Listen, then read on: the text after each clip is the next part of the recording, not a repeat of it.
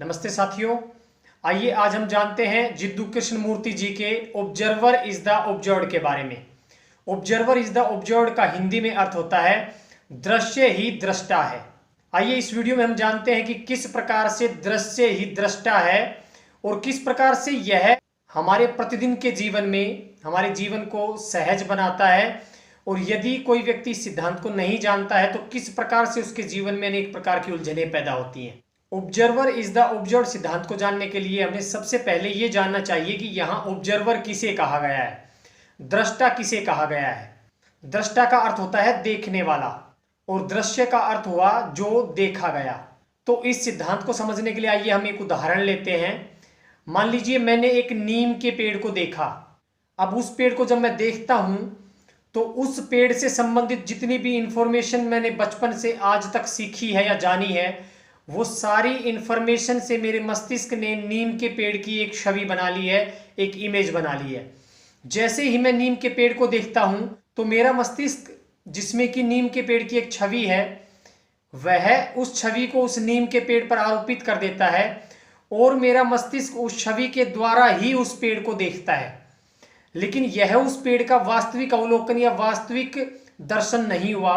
मैंने उस पेड़ को वास्तव में नहीं देखा, अपितु जैसे ही उस पेड़ के बारे में पता लगा तो मेरे मस्तिष्क में जो नीम से संबंधित जितनी भी छवि है, मेरे मस्तिष्क ने उस छवि को उस नीम के पेड़ पर आरोपित कर दिया। जब नीम के पेड़ की छवि से भिन्न होकर, अलग होकर मैं नीम के पेड़ को देखता हूं तो मैं नीम को वास्तविकता से देख पाता हूं।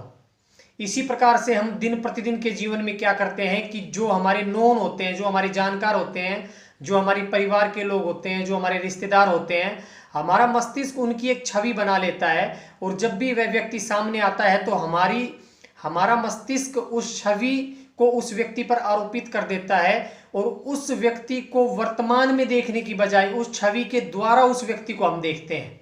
तो कहने का यह अर्थ हुआ कि एक छवि दूसरी छवि को देख रही है, लेकिन जब हम इस छवि के बिना किसी व्यक्ति को देखते हैं या उस नीम के पेड़ को देखते हैं तो हम वास्तव में देख पाते हैं। वास्तविक देखने की प्रक्रिया तब होती है जब हम हमारे मस्तिष्क के द्वारा जो कंडीशनिंग है, जो संस्कारबद्धता है, उसको हटाकर देखते हैं।